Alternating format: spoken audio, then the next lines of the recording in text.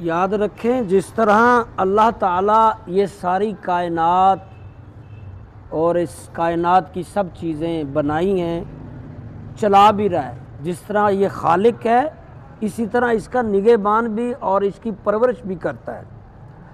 اور یہ بھی ذہن میں رکھیں جس طرح اس کائنات کا خالق ہے اسی طرح ہمارے اعمال افعال کا بھی وہ خالق ہے، یعنی ہماری اچھی کوالٹیاں اچھی عادتیں یہ بھی اللہ کے نہیں بنائی ہیں، ہماری بری عادتیں اس کی بھی تخلیق اللہ نے کی ہے۔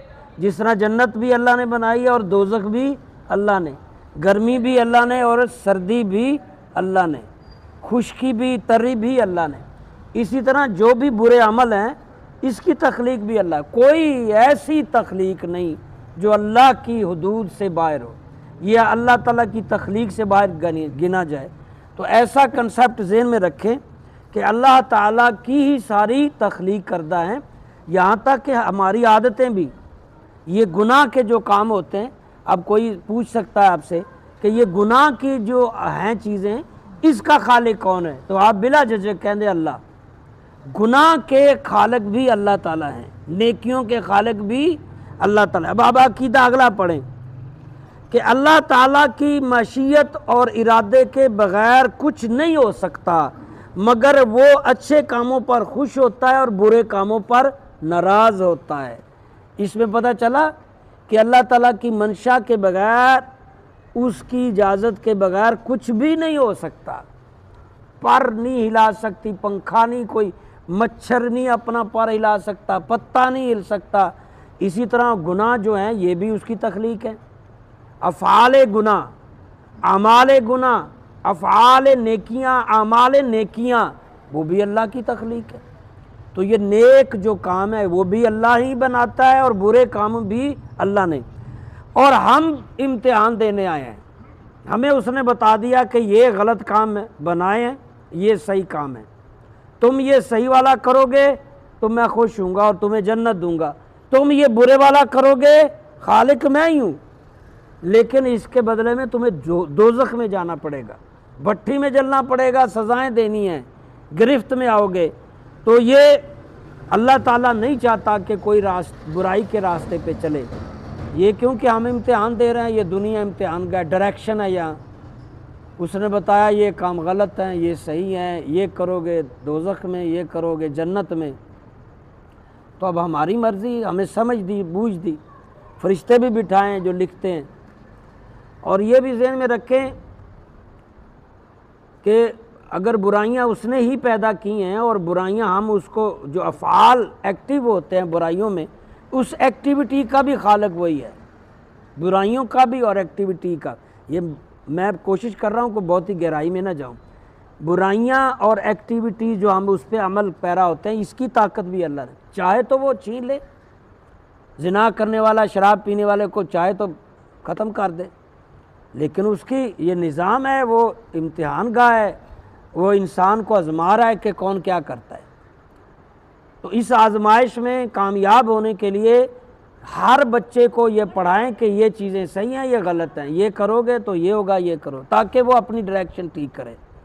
لیکن اگر کوئی اس کے باوجود بھی اچھائیوں کو اڈاپٹ نہیں کر رہا، برائیوں میں جا رہا ہے، تو وہ پھر طاقت تو اللہ کی ہے جس کے ذریعے کر رہا ہے، پیدائش تخلیق اللہ کی ہے، لیکن اس کی سزا انسان کو دے گی کیونکہ وہ ارادتاً کر رہا ہے۔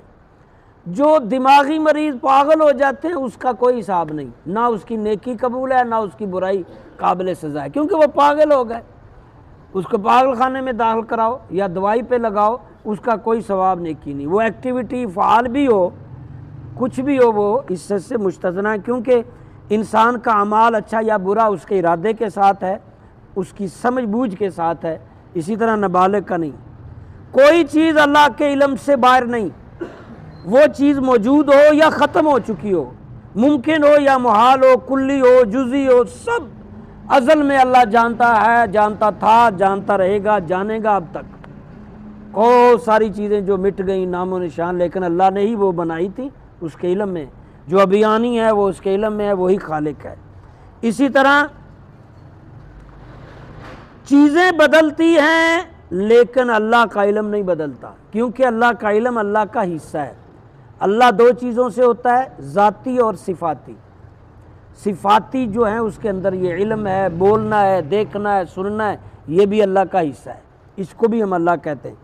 یہاں تک کہ وہ دلوں کے خطروں وسوسوں کی بھی خبر رکھتا ہے، اس کے علم کی کوئی انتہا نہیں۔ اور ایک آخری بات یہ سن لیں، اللہ تعالیٰ ہر ممکن پر قادر ہے، کوئی ممکن اس کی قدرت سے باہر نہیں، محال تحت قدرت نہیں۔ محال پر قدرت ماننا الوہیت کا انکار ہے۔ خیر، شر، کفر، ایمان، اطاعت، عصیاں اللہ ہی کی تقدیر اور تخلیق ہے۔ حقیقتاً روزی اللہ ہی دیتا ہے، لیکن انسان کی جدوجہد اور فرشتے کے ذریعے۔ اللہ آخری بات، اللہ واجب الوجود ہے۔ کچھ مہینے پہلے میں نے اس پہ بات کی تھی، اللہ کا وجود نہیں، تو بہت سارے اعتراض آ گئے تھے فیس بک، یوٹیوب پہ۔ تو میں نے کہا وہ اس لیے کہ آپ کے ذہن میں جو اللہ کا خاکہ بنے گا نا کہ اس طرح کا اللہ ہوگا، تو وہ پھر اللہ نہیں ہے، کیونکہ جو عقل میں سما جائے وہ خدا نہیں رہتا۔ وہ خدا کیوں کر ہوگا جو عقل میں سما جائے؟ اللہ واجب الوجود ہے، وحدت الوجود ہے، وہ اپنی تھنکنگ میں، وہ اپنی ایڈیالوجی میں، اپنی قوت میں وجود رکھتا ہے، لیکن اس کی تمثیل مثال نہیں دے سکتے اس طرح کا ہے، یا اس کے وجود کا احاطہ نہیں۔ واجب